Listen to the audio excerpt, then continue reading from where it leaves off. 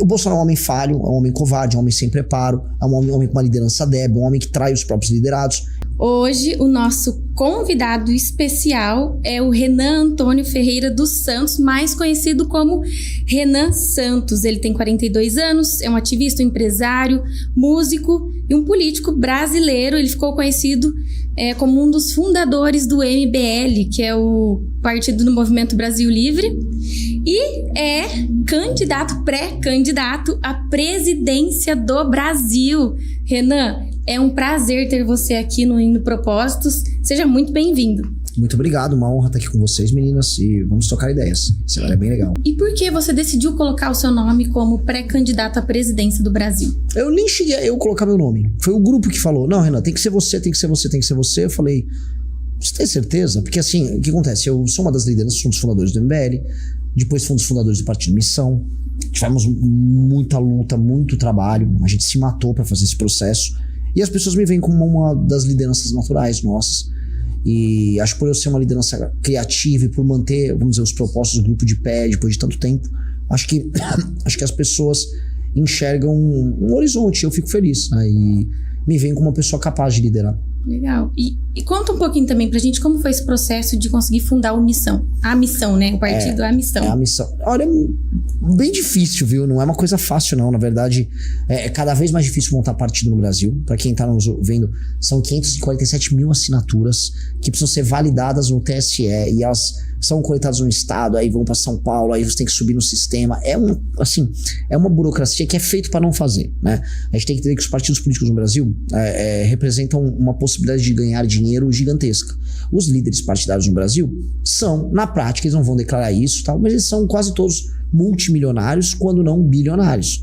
Fazem lobby dos mais diversos, usam o poder que eles têm com as bancadas deles para fazer negócio com grandes grupos empresariais, lobby de toda sorte. O presidente do PP, o Partido Progressista, Ciro Nogueira, foi pego agora no carnaval viajando com um jatinho de um lobista da área de bets, o do cara que trouxe o jogo de diguinho pro Brasil lá pra Indonésia. Então esses caras vivem uma vida na babesca. O presidente do União Brasil, o Antônio de Rueda, organizava festas, estilo festas do Vorcaro, lá em Mykonos, em barcos. Ou seja, quem é que tem dinheiro pra levar um monte de gente famosa do Brasil, com o Gustavo Lima tocando, pra um barco no meio do Mediterrâneo pra comemorar o próprio aniversário? Esse dinheiro não veio de coisas lícitas, sejamos honestos. Então, é fechado, é difícil, porque é como se fosse um passaporte para você se tornar um bilionário. Eu não montei para isso o partido, nem nós montamos para isso o partido. E aí tivemos que entrar as regras duríssimas que tem para, de acordo com eles, entrar nesse clube seleto. E nós entramos para fazer um jogo honesto, para quebrar esse sistema por dentro. E eu acho que vem dando certo até agora. O partido tem 4 meses de vida, 4 meses de existência.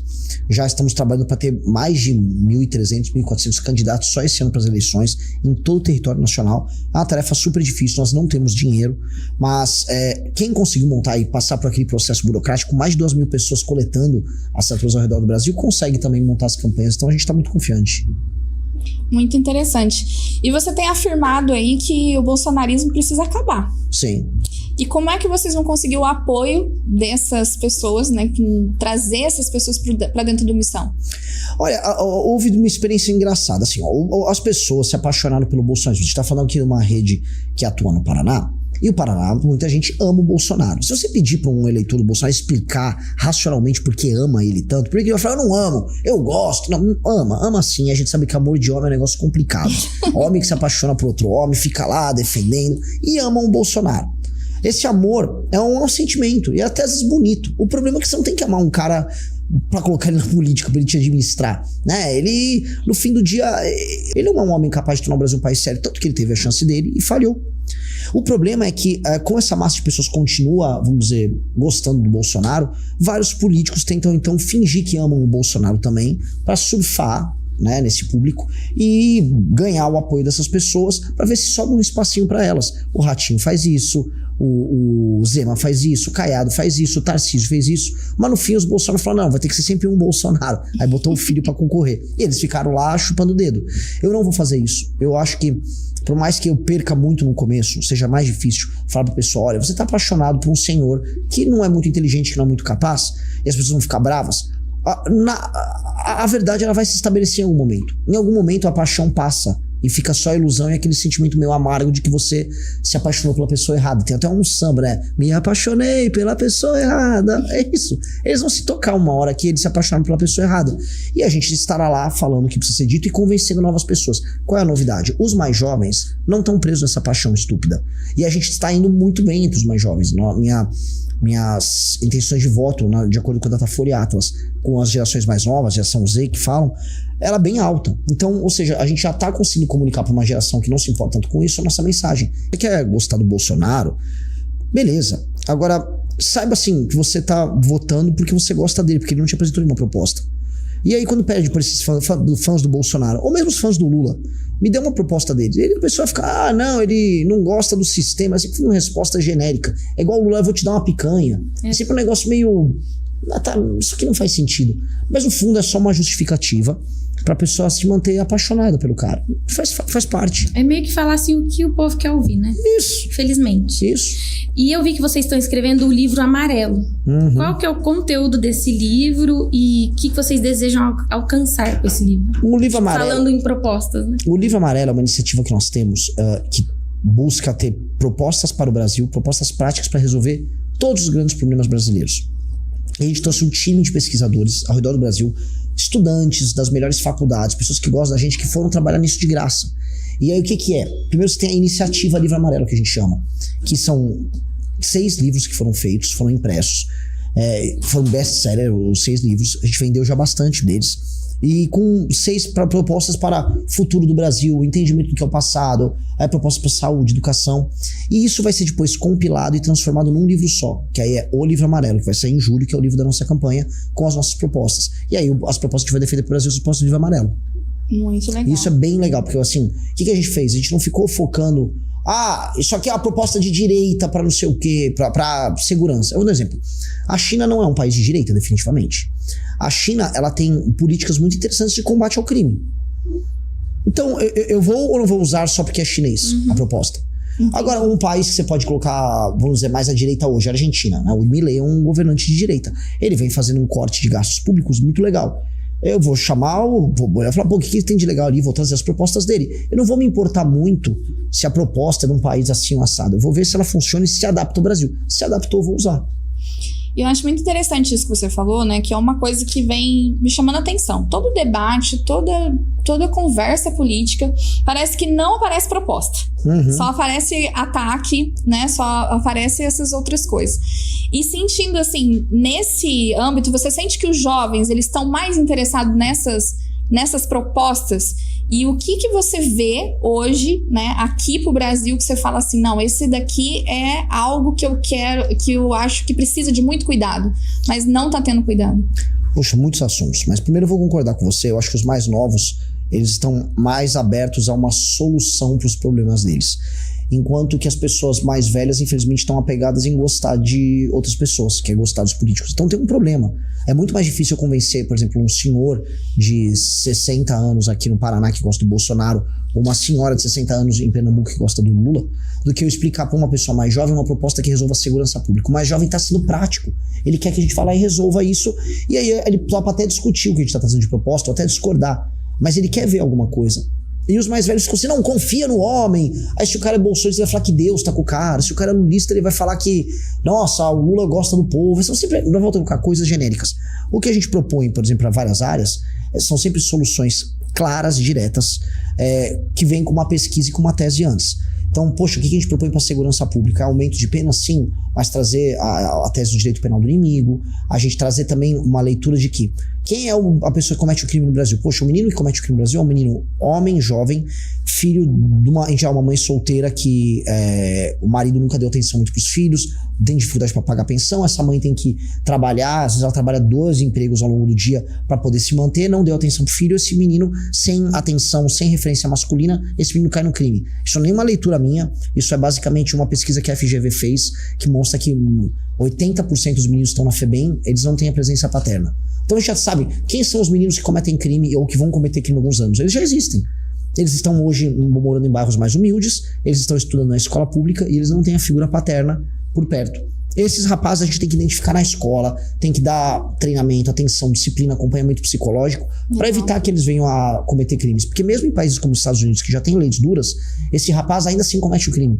Tem uma época da vida, especialmente dos 15 aos 20 e poucos anos, que tem até um monte de comentário, o cara não montou o córtex, não tá com o córtex pré-frontal totalmente desenvolvido, mas a real é o seguinte, nessa fase da vida, é muita testosterona, pouca influência, baixa inteligência, muito impulso. E ali as pessoas tomam decisões impulsivas da mais diversa.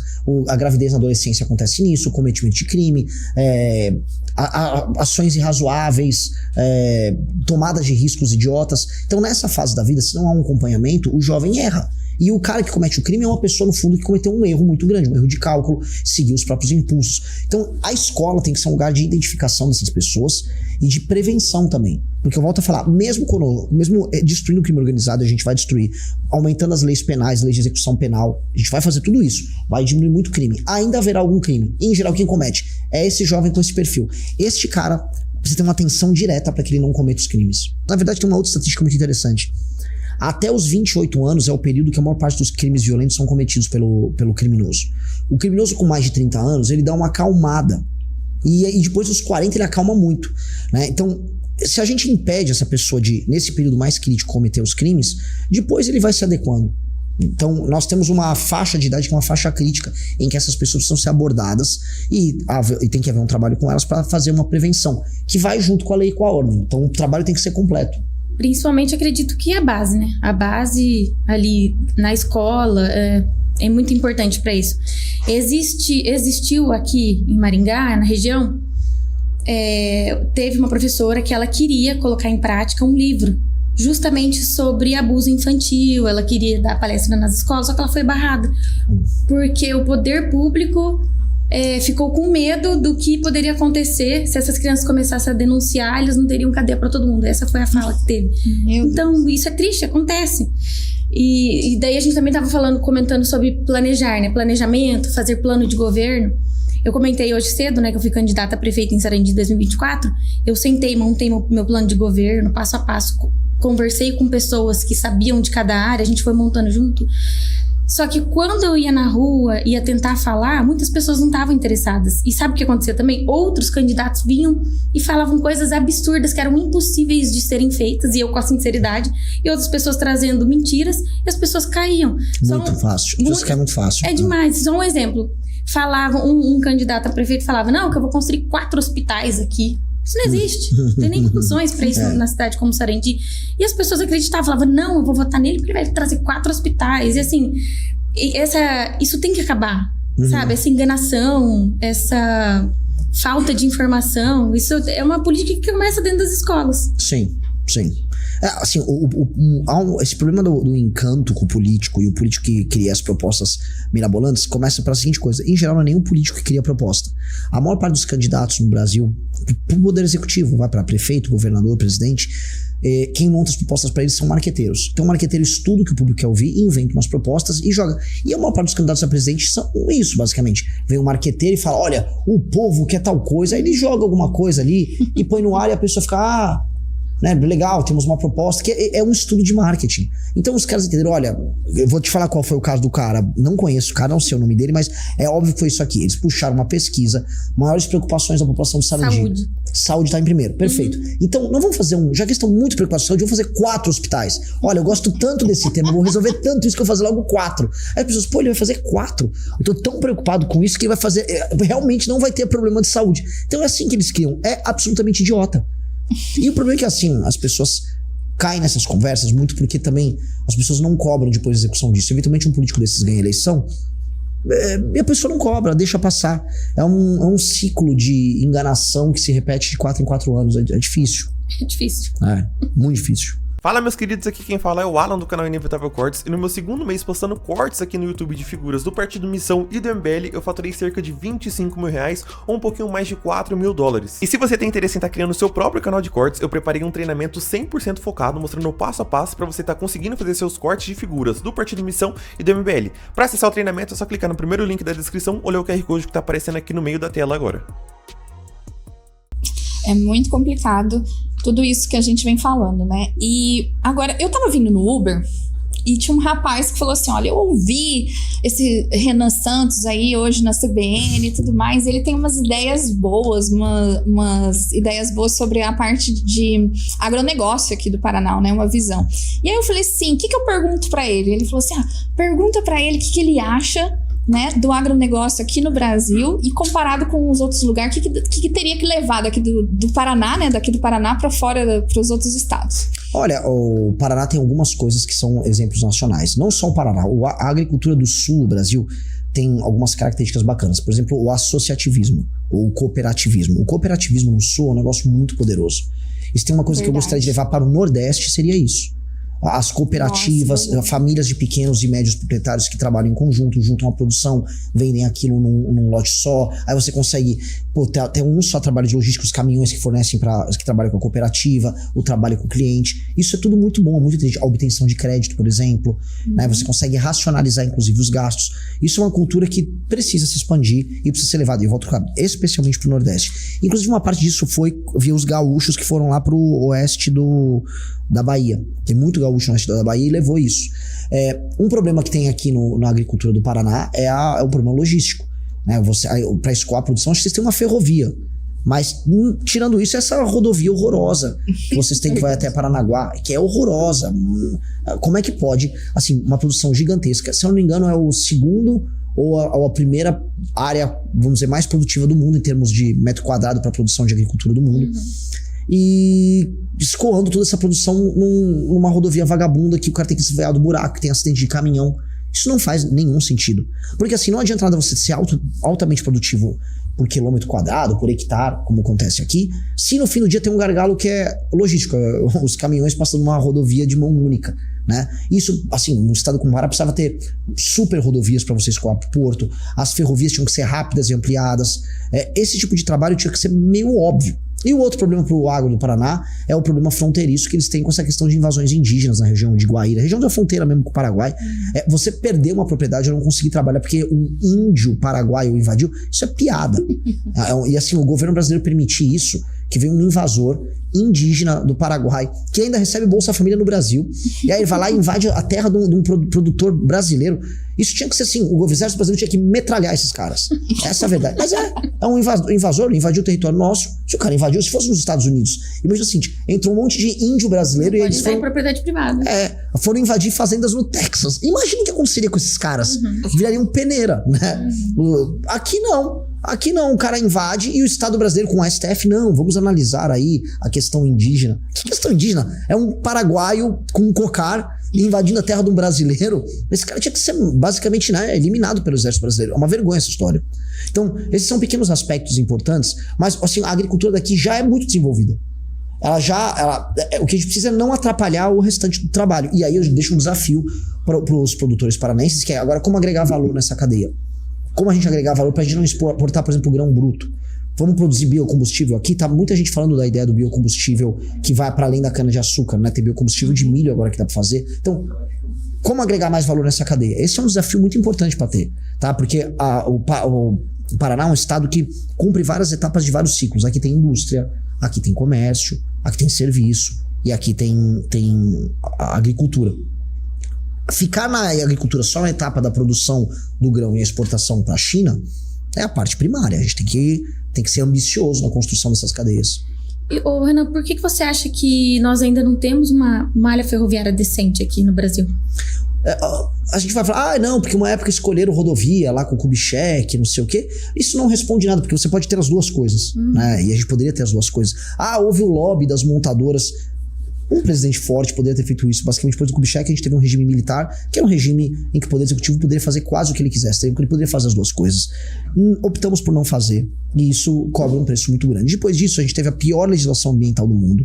A gente resolveu, talvez, agora com o licenciamento ambiental. Em que para você fazer uma obra, é um inferno. Ferrovia é super simples, é um modal tranquilo. Só que licenciamento ambiental, dinheiro para infraestrutura e abertura de concessões tinha que ser uma coisa que era para ter sido resolvida para ontem. Em tese, desde fevereiro, tá valendo um novo licenciamento ambiental. Tá? Se o governo tiver mais dinheiro para investimento em infraestrutura, tem que tacar grana em ferrovia. Isso facilita muito o trabalho. Assim, barateia demais a produção nossa, pra gente conseguir exportar.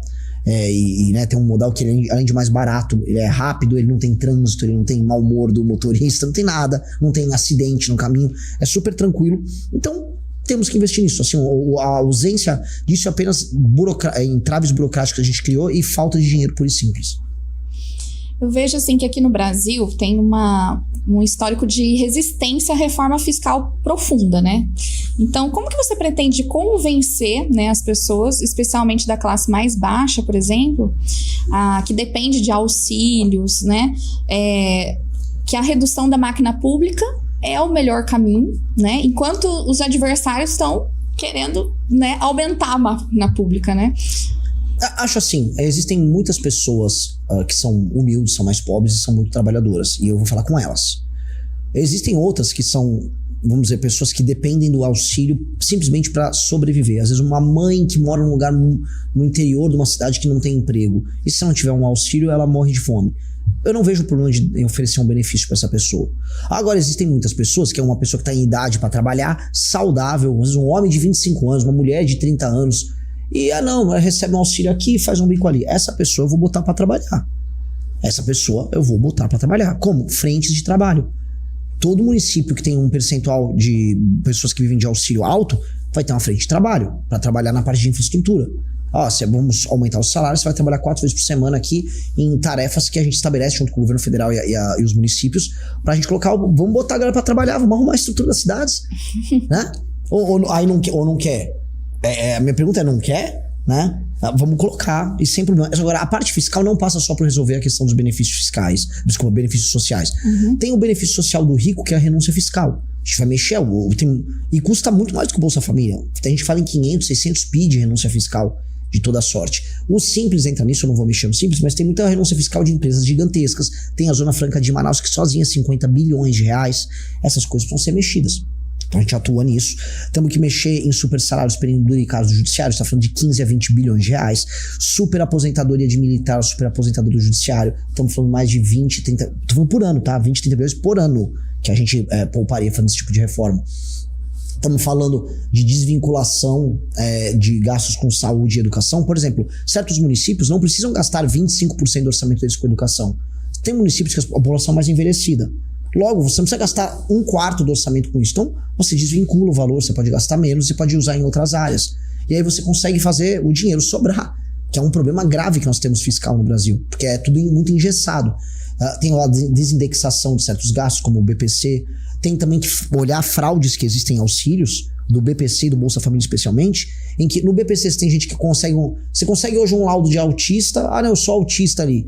Um cara te dá um laudo, você vai no juiz, pega um BPC, é praticamente um salário mínimo que a pessoa pega por mês, com um laudo. Pô, calma aí, tem muita fraude, a gente tem que cortar essas fraudes, é injusto. Porque quem paga isso no fim do dia é o entregador, é o Uber que você pegou. Aquele Uber que você pegou é um cara que tá ralando, tá trabalhando desde cedo. Se ele me ouviu na rádio de manhã, ele me ouviu desde as 7 da manhã e deve estar trabalhando agora. Esse cara tá pagando auxílio eventualmente ilegal de alguém.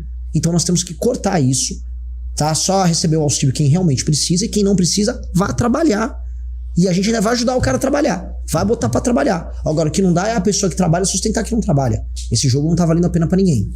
Existe essa parte da população que quer realmente trabalhar e ter condições, só que muitas vezes ou é uma mãe solo, ou é uma mãe que não tem a condição, né, de ir até o local para fazer esse treinamento ou trabalhar. Mas se der essa condição, eu tenho certeza que muitos sairiam dessa linha aí de pobreza e de ficar só dependendo do benefício do governo. Por isso que eu acho que o Estado tem que ir de maneira efetiva e ativa atrás dessas pessoas.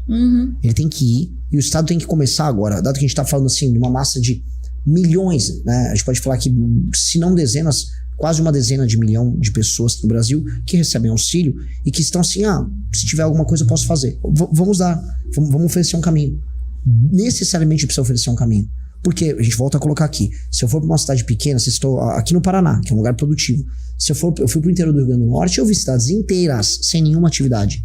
As pessoas passam, às vezes, o dia sentadas na frente da casa, na rua, o vento passando, o passarinho cantando, e nada acontecendo. É desesperador. Um homem jovem nesse lugar, por isso que eles migram, eles vão para outro lugar, porque não tem nenhuma atividade. A gente precisa levar a atividade para esses lugares. Até porque o que acontece? Se essa pessoa não consegue ter uma atividade lá, onde estão as famílias, os amigos, as pessoas ao redor delas, elas vão se mudar para uma cidade grande, muito longe, e já vão para uma favela, para um bairro ruim, Essa pessoa vai viver mal em outro lugar. Então, se a gente consegue levar um emprego ou levar algum tipo de trabalho que ajude a estruturar aquela região para lá, aquela pessoa vive lá e vive junto das pessoas que ela gosta. Então, é melhor para todo mundo. Isso é um trabalho ativo. Só que pro governo é muito mais fácil. Toma uma graninha e não enche o saco. A real que para muitos Bolsa Família, toma uma graninha e cala a boca. Fica quieto aí. Só que tá, custando muito. E muito para quem trabalha e produz. E 2, você não consegue criar um universo de pessoas que não realizam nenhum sonho na vida.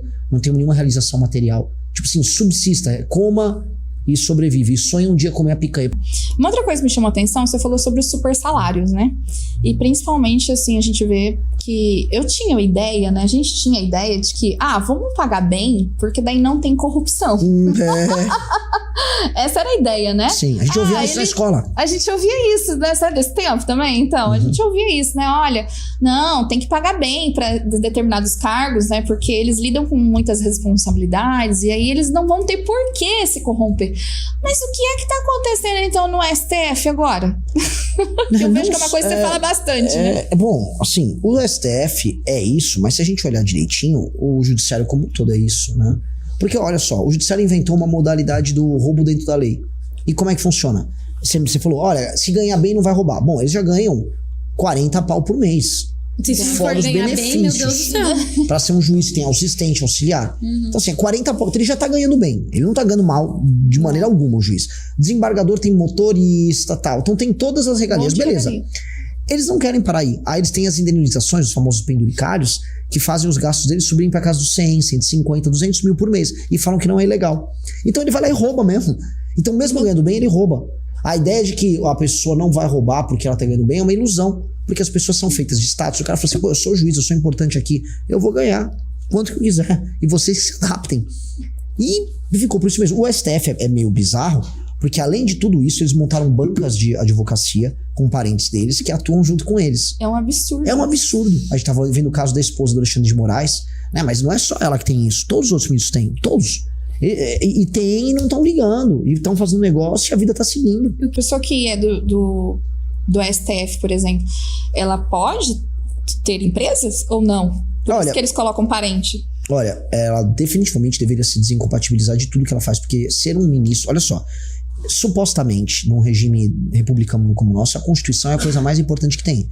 Ela é a carta que dá regra ao jogo. Sim. Então, o cara que se torna um guardião da Constituição, ele não deveria poder fazer nada além de ser um guardião da Constituição. Os caras estão lá e vão fazer negócio. Se torna um balcão, isso é muito baixo. Eles não têm condição de estar naquela posição. Então, lógico que eles tinham que estar descompatibilizados de outras atividades que eles têm. E lógico que os parentes deles jamais poderiam ter nenhum tipo de negócio ligados ao STF. E na verdade o STF não poderia julgar nenhum tipo de ação também. Tem ação de empresa rodando. Olha, uma empresa de papel aqui do Paraná tem uma ação que está rodando no STF. Por quê? Isso não pode chegar no STF. Tem que chegar no máximo no STJ. Nos Estados Unidos, apenas 50 ações são julgadas por média no STF deles, na Suprema Corte deles por ano. No Brasil são 8 mil.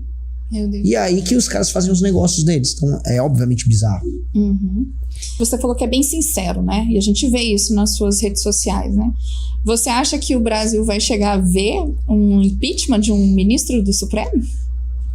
Olha, eu duvidava antes, mas eu não tenho, hoje eu não posso afirmar nada porque há uma chance de rolar. E só não está mais quente porque como o caso do Banco Master envolve esquerda e direita, os dois querem abafar o caso. Então essa é a real. Tudo isso, entretanto, os escândalos são tantos e a moral tá caindo tanto do STF que você vai precisar de uma espécie de um bode expiatório. É isso que eu pensei. O bode expiatório era o Toffoli, já ficou pequeno demais. Ele virou um bodinho pequeno, é uma cabrinha. Agora tá precisando do cabrão, né? Que é o Xandão. E esse foi mais um vídeo do Missão Alerta. Se você gostou do vídeo e não quer perder mais conteúdos como esse, se inscreva no canal e deixe seu like. Te vejo no próximo vídeo.